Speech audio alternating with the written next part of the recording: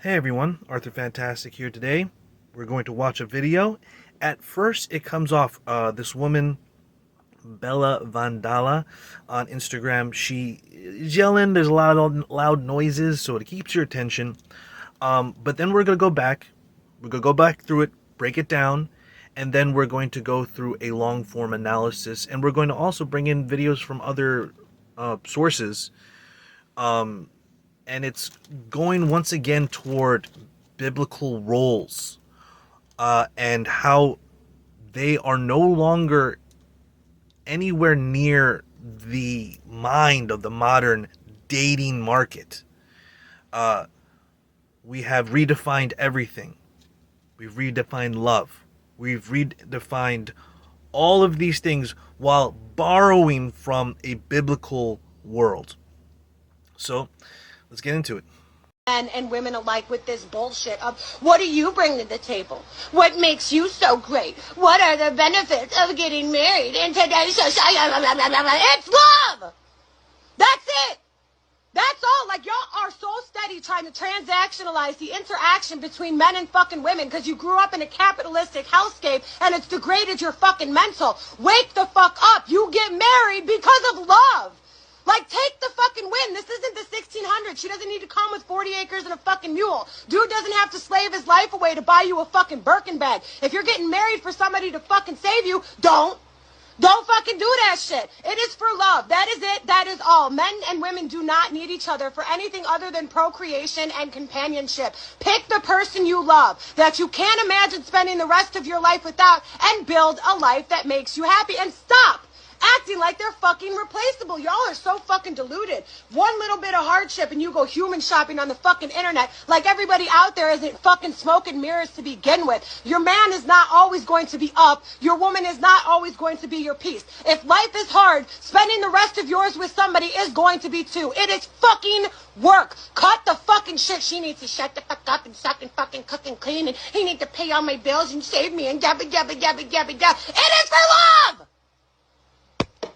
Love, she yells at the fucking phone. I mean, I'm put that on 90% volume. It's still pretty loud, and I have to probably had to put my volume up louder just to meet the levels, so that it's like the levels are even along the way. That being said, before we break down this video, we have to like really take a look at who are we taking advice from. Bellavandala, okay, is a single mother with no man who isn't married. How do I know this? It's not on her page. I'm not married. It also doesn't say married to, or like, you know, that little ring sign emoji and then the name at whatever, you know what I mean? Like anybody who's actually married. She has herself posted all over it, obviously. She has pictures and some videos with her and her kid, a couple, you know, I mean, and I appreciate not posting your children on your social media all the time, but there's not a single picture with a man, and that's how I know she's not married, because a woman who's married, and that's like yelling about love and being with someone that they can't spend the rest of their life with, is if there's not a picture with that man on her social media, then she's obviously not married. So right off the bat, we are seeing a lot of red flags here of not taking, like, we know it's a red flag if we're trying to get advice and we're getting it from a single mother woman. She's not going to give you good advice. She's already made not good decisions in her life. Okay, so we're not going to go and say, oh, this is the person that we're going to fucking appeal to her standards here. That's all. That's a red flag. The yelling's a red flag. Why are you yelling? There's also the red flag of a lot of shame, insults, guilt, and the need to be right, or at least insisting that they're right in the first place, like a presupposition, an a priori assumption that she is right about XYZ, which we will identify as a couple of things. One of being the idea of love, quote unquote. Last thing before we go in, it needs to be highlighted, and I will admit that she has some good looks, but she's, she's really caking on the makeup, and she's hiding her age, and she's, obviously a single mother, so there's some things there. But there are tons of people just like in the comments like, marry me. Where is she? Where is she at? What's her at? Where's marry me? And she has hundreds of thousands of followers, or over 100,000 followers on Instagram alone. I don't know any of the other platforms she may be on. I'm not even going to check. But that being said, that is all necessary to understand. She's single. There's a lot of people that would love to marry her, quote unquote, just from this video alone. And there are some sign language issues here. We're not seeing any proof. We're insisting beforehand that we're right about what love is. And you have any even anecdotal evidence of a long-term marriage or being in this like relationship that is supposedly so good that's gonna, do you have that? And women alike with this bullshit of what do you bring to the table? What makes you so great? What are the benefits of getting married in today's society? It's love! That's it! Notice the immediate shaming of having any kind of standard in a relationship. She says love, but having any kind of standard is what she's shaming. And this what do I bring to the table conversation is usually used by men. This isn't something that women ask. Women are innately, and as society as a whole, already expect that the woman is entitled to some type of provision from the man, and protection included. So what would the ulterior motive be to shaming such a thing? What do you bring to the table? I would argue it's because what she brings to the table, unfortunately, is less than what would be wanted by most men. She's a single mother, so she's bringing not a bonus to the relationship. She's bringing an added debt to this, and it's an added responsibility. And women might shame that cold calculating way of looking at things, but it's true. That's how men look at it, and it has to be looked at realistically, which we will get to more as we go on. This is what she's saying isn't realistic. She's actually just casting a spell by yelling it. I understand yelling sometimes, like I yell in my videos, but the way she's yelling it and insisting on it, but not really giving any reason other than I'm going to shame you and guilt you into believing it is, it's not well-founded. That's all. Like, y'all are so steady trying to transactionalize the interaction between men and fucking women because you grew up in a capitalistic hellscape and it's degraded your fucking mental. Wake the fuck up. You get married because of love. Referencing our last video, which featured hoemath, hoemath had a discussion on transactional relationships. I'll cut it in right now. And our media has everybody brainwashed into believing that life is about what I want, who owes it to me, and how I get it from them, but not about what I should be providing to others. This is my depiction of a transactional relationship. This is one thing she wants from him, one thing he wants from her, and if you stop there, it's just a negotiation. How much do I have to give to get? More mature relationships are focused on what I can provide. What is it that makes me a quality partner? That's why these conversations about the table are so stupid. Women will say, I am the table, as if he has no needs at all. That's what these princess treatment relationships are. It's just simping with no reciprocation, and it ends when you can't keep it up anymore. So we see the problem isn't that that there's transactions back and forth. The problem is that the woman is never seen as needing to do or provide anything to the man, and the man's needs in this particular situation are never being viewed as. It's always like, oh, I'm the table. No, like, it's my life. You're coming to my table and my shit, and I need things from you if you're going to sit at my table. But instead of it ever being a conversation like that where we are trying to make a serious deal, because this is a serious deal. This isn't about just you feeling happy all the time. You know what I'm saying? And this is coming from a person that's already married. All right, this is coming from a person that's also looking for a sister wife to my wife. So I'm actively talking to women, seeing women, and we discuss this all the time. So honestly, ultimately, what she's actually trying to do is just shame men's want for what they want in a relationship and say, shut the fuck up and marry a single mother. It doesn't fucking matter what they bring to the table or what a woman will do with you. If you find them attractive, because we're going to see what she defines as love. If you just find them attractive, I don't know what she defines as love. Like, you have a feeling? Is it an attraction? Like, love isn't just a feeling. It's not just an attraction.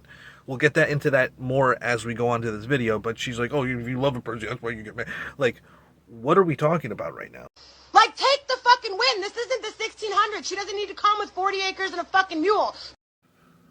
First off, there is no classical period or time in the 15th century, or any time really, where a woman was expected to come with 40 acres and a mule, or really anything. A dowry is an added bonus, okay? Most men don't get a dowry, they pay a bride price. Almost generally throughout all times and in the classical times and times of antiquity, Middle Ages, all throughout that, and a dowry would be something that only the elites would be really, elites called, would be experiencing. That being said, no one's even asking for all that. They're just asking for someone to be submissive. They're just asking for someone to be loyal. They're asking for someone to lead, to come in their life, follow their way. It's not that fucking difficult, but this is all just an underhanded way of shaming men's preferences. Dude doesn't have to slave his life away to buy you a fucking Birkin bag. This point serves as two problems at the same time. It presents a straw man of what women want. It's not just a Birkin bag. She wants a lot. And we're about to segue into a video talking about that. In addition, by setting it up as if that's all women want, they are also gaslighting what men are going through, men's struggles. Okay? This is what men actually struggle with. I'm done. I'm not doing this anymore. I have given him so many chances and he just keeps screwing it up. You're giving him chances to do what exactly? To prove himself. I have been so clear and direct in telling him what I need from him. And even when I threaten to leave the relationship if he doesn't get his act together, he always says he's going to change and step up, and then I give him another chance, and then he doesn't do it. Just to be clear, he isn't crossing boundaries like mistreating you or cheating on you. You're threatening to leave the relationship because he isn't meeting your expectations and because he isn't proving himself to be worthy of you. I mean, yeah.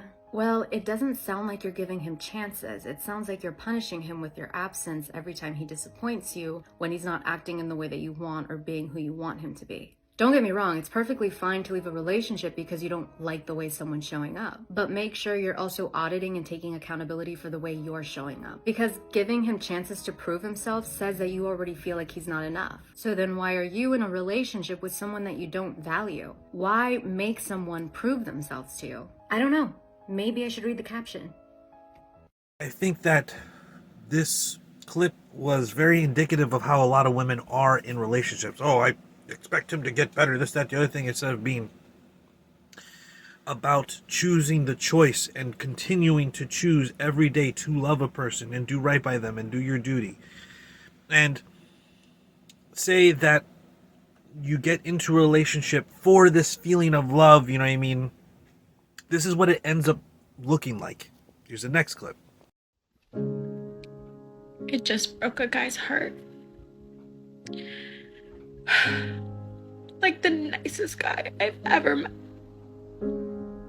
Like, he would have done anything for me. And I'm just searching for a feeling that might not exist. Like a type of love. It really sucks. Just so sad that he's sad. I'm sad. Yeah, that's where I'm at. And this is the inevitable outcome of relationships that are built on the feeling of love, which is actually code words for the feeling of attraction, lust, and the beginning stages of, like, you know, oh, I'm attracted, this is taboo. That's what the outcome of chasing those feelings are, okay? Because when you live in a feelings-based world, especially one that can be molded by the feminine nature of women, we appeal to just that. The outcome is going to be negative because women are more likely to feel negative emotion. I'll let Jordan Lee Pearson discuss it. Women on average experience more negative emotion than men. So really? 75% of divorces are initiated by women, and women are more unhappy than men. And so they're more prone to depression, and they're more prone to anxiety disorders. They're more prone to suicide attempts, although men commit suicide more often because they use guns, because men tend to be more violent even towards themselves. So women are higher negative emotion. And so why? Well, it kicks in at puberty. And so why would women become more sensitive to threat at puberty? Well, let's figure it out. It's pretty straightforward. They're at a physical disadvantage. Because boys and girls can wrestle and fight, but men and women can't. So men are way stronger, especially in the upper body. And so women hit men more than the reverse. So you might say, well, are women or men more violent? Well, if it's just blows struck, women win. But if it's blows that land, right. And the women know that, so they know they can give you a cuff, and it's like, well. So women get comparatively weaker physically, so the world's more dangerous. Then they're more vulnerable sexually. Then they have to take care of infants. So they're tilted towards more threat detection.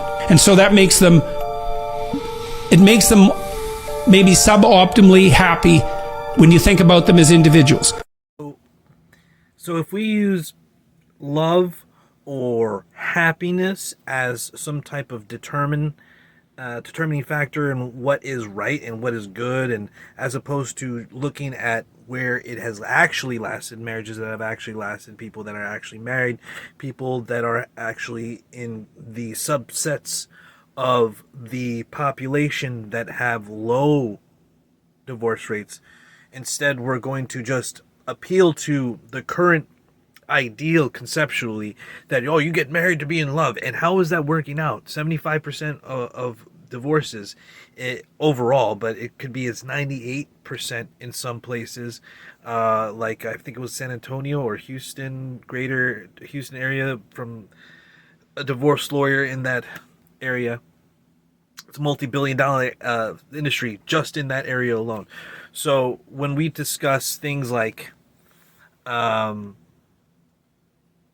what women want in a relationship, we aren't also willing to discuss, if we want to talk about that, and then but we don't want to talk about men want, and we can't talk about duty. What are we talking? Oh, we just love. It's love. What are you insisting upon? Are you using the biblical ideal? What are you basing this all on? If you're getting married for somebody to fucking save you, don't fucking do that shit. It is for love. That is it. That is all. Yeah, don't have someone save you, because then you would have to be grateful. That's what she's really saying, because I don't understand why this whole, like, people have been being saved all their lives for generations.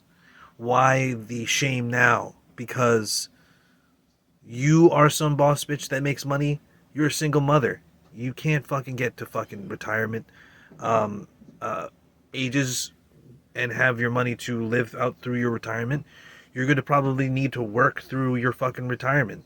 You won't have anybody around. Who's going to take, oh, your kid's going to take care of you? Now you've put that responsibility on your children. You've left your children not with inheritance and help and land. You've left them with a responsibility. So no, none of this is good. In reality, most women want to be saved. Most women are crying themselves at night when they get too old and they realize it's too late. Even women who are young and want to be married are crying themselves to sleep because they want to be found and saved. This is such a bullshit fucking little, like, what is it taking a stab at? She probably wants to fucking be saved. I bet you she wished that the fucking perfect man walked into her life to take care of her and her daughter. Get the fuck out of here. What are you talking about? She just is unwilling to say, oh, well, you need to be grateful to that person. You need to fucking submit to that person. She's insisting on what seems to be biblical ideals without also insisting on the biblical roles and the actual any kind of biblical foundation. She's just saying, it's because of love. That's it. Men and women do not need each other for anything other than procreation and companionship. See, that's where she's wrong. Women need men to lead them if we're going to appeal to the biblical ideal. Women need men to lead them. They are made to be helpmates. Men were meant to tend the garden. Women were made to be helpmates. In addition, if we're going to just appeal to just overall society, okay, women need men. Men are the reason for police. Women are men are the majority of the police, the firefighters, the soldiers, the bricklayers, the plumbers, the electricians, the construction workers, the everything that you need to get a society in order and working correctly and safe and secure. And women be like, oh, what do we need men to protect us from if there were no men? Women are more likely to be in lesbian relationships, have a high amount of physical abuse, okay, and have the highest divorce rate among all subsets. So women are overestimating how easy it is to get along with other women. Ask the other women that only are with other women. So let's be realistic here. Let's be really realistic here. Women specifically need men more than men need women, and they need them as of right now, at least. And if there was no one around to take care of them, unless all of a sudden they developed superpowers, which they won't. This isn't a gamma movie. This isn't some all of a sudden I'm the best for no reason. Okay, that's not going to happen. That's not how life. If somebody just threw you into wild, you'll not be able to take care of yourself. Women need men to survive to the end of their life. Period. Okay? That's where all the information necessary for life to continue, from infrastructure to fucking, once again, protection, to fucking getting water and to where it needs to go. Women, there's no women involvement, and they wouldn't be able to sustain it if there was all no men. So all this men need women just as much as men, or it's just because of love. Okay, it's not. Okay, that's not what it is. Men are taking on a responsibility when they marry a woman. The woman is immediately under his authority and protection now, because he has if something happens to her, they're going to go to the husband and find out, what the fuck were you doing? Where were you when it happened?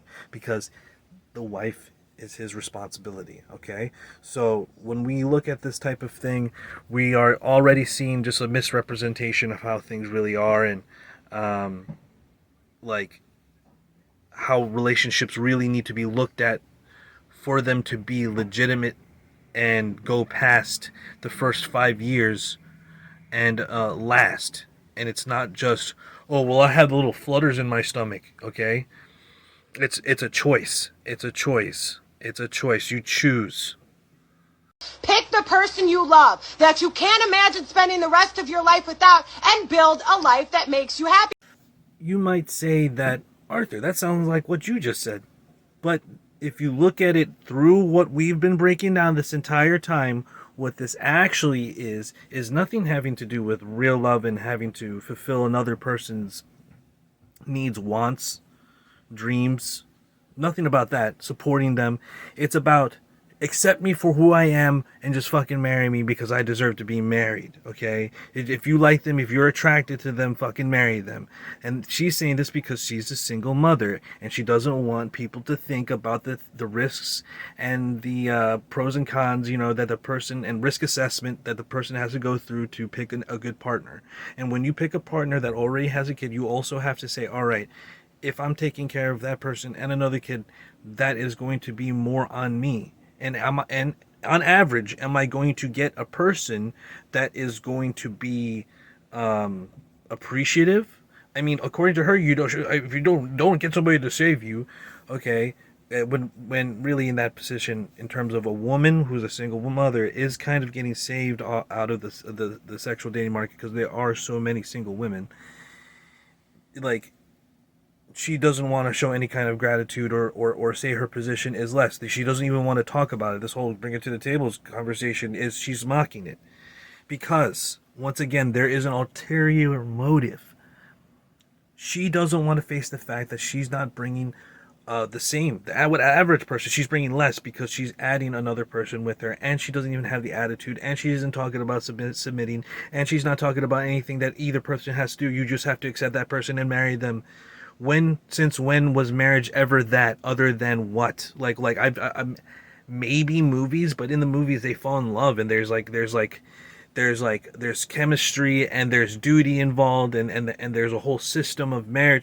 You're just talking about modern marriage. Modern marriage is not that. Like, that's what you're talking about. Like, maybe movies and like the stories of main characters like finding the love of their life on their adventure, and then like that's not how it works. Women want men go in their world. Women don't want to go into the man's world and be a part of their adventure. That's not what it is now. What we're getting is nothing like what men are getting. Now, let me put it like this. Angry Man Channel, take it away. Men out there who are 50-50 warriors, providing is in the Bible, okay? You cannot call yourself a man of God or a man of faith if you're not a provider. Read the Bible. Yeah, that part of the Bible's talking about his wife, not some chick he met at the Carolina Classic and went on 2 dates to the Cheesecake Factory. It also says that your duty will be to your husband and he shall rule over thee. And we know y'all don't want to be ruled over. So do us all a favor and stop quoting the Bible. Now I'm going to segue into another video based on what she says about pick a person. I'm yelling, pick for the, and we're going to talk about what's a more realistic way of what love is, and I think this clip that I found does a great job.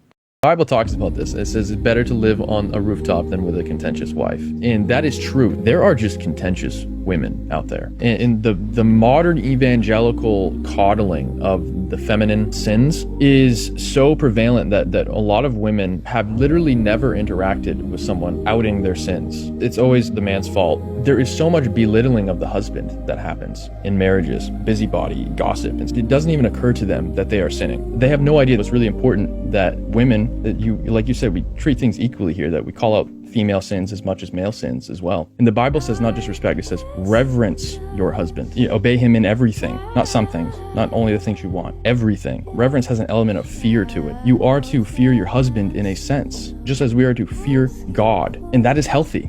I'm not talking about some sort of abusive fear. That's not what I'm saying. I'm saying you are to respect him as your head, as your authority here on earth. He is your earthly Lord. In the past, it was not abnormal to call your husband Lord. That's how you addressed your husband. You called him Lord or Master or whatever. Certainly, sir. But when you start saying yes, sir, or whatever respectful term you decide to use, because your lips are confessing something, not only will it change his confidence, but it'll change the way you feel about him. That is hard for a lot of women to swallow, calling their husband sir. But there's all kinds of women in the military that are calling another man sir, yes, sir, but they won't call their husband that. It's a tragedy.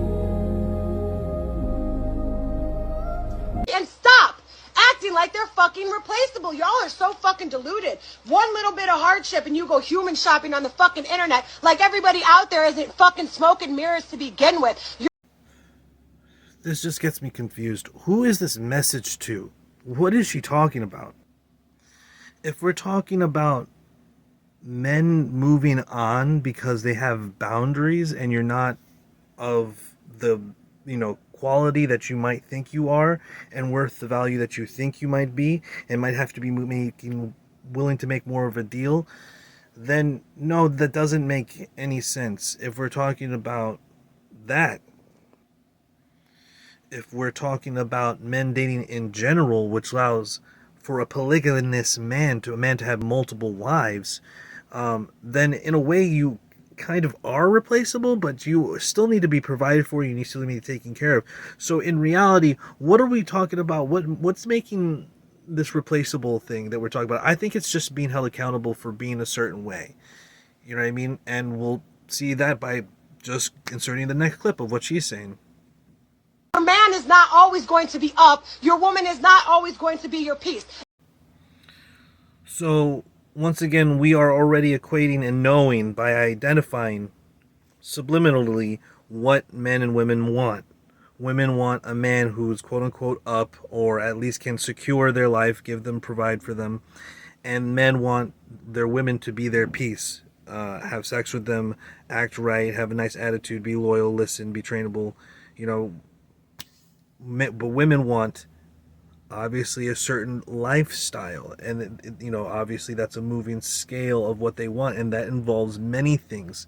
It's not just, oh, he's up. He's doing a lot of things.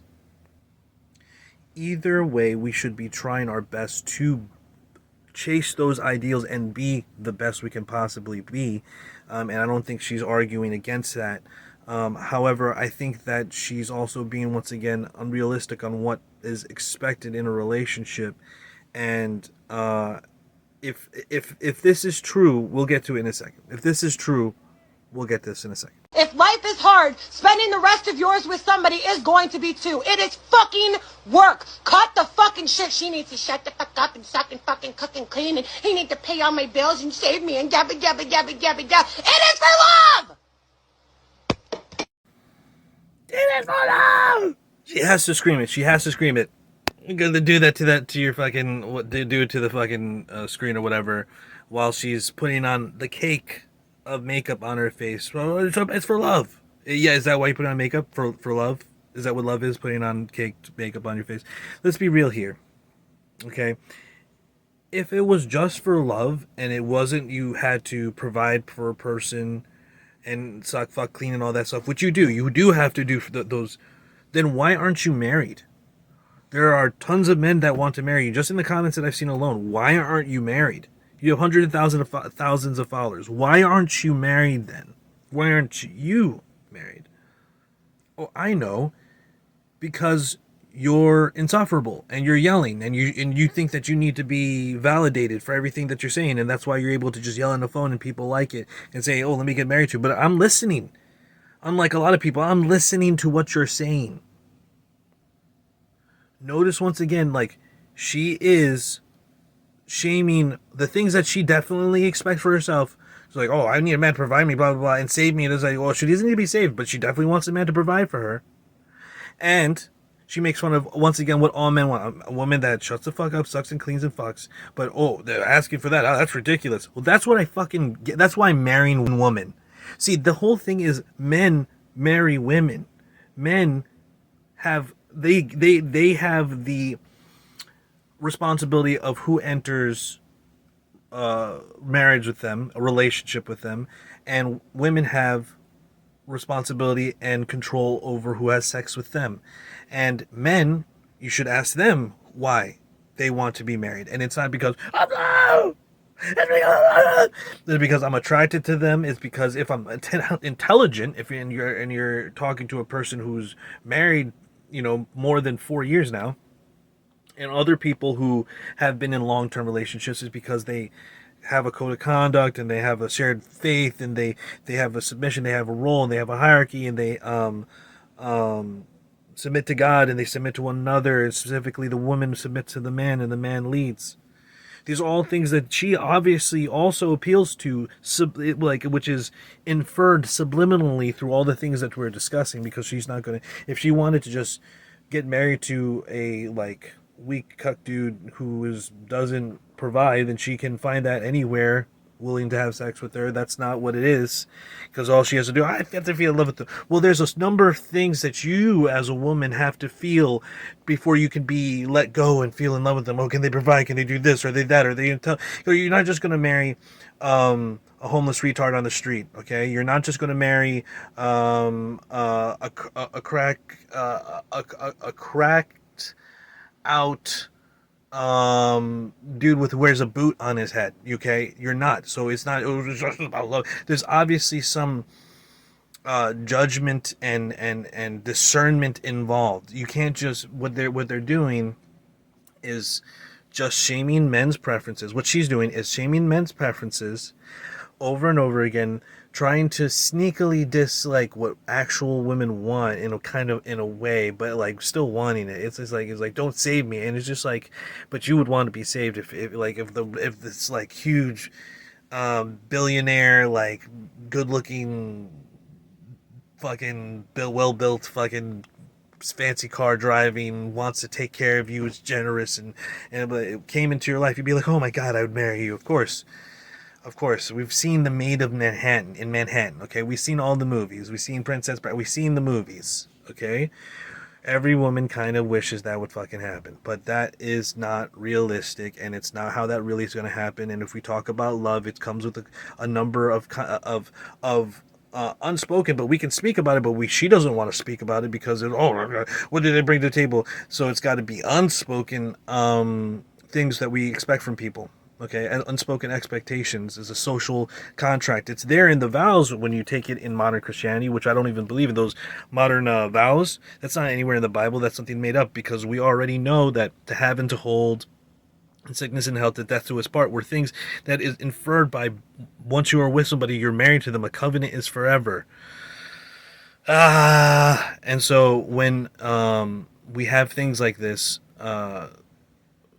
it's still passing on the information. So you see things like to have and to hold, not to have their shit and hold their purse. It's to have and hold in terms of, that's a sexual reference there. Okay, they're making an innuendo. That is specifically about sex. So when you make fun of sucking, fucking, all that stuff, and cleaning, that's a part of the vows. One of them is sex. Sex is a part of it. Exodus 21:10. The marital rights of a woman are sex, clothing, and food. Those are the rights, okay?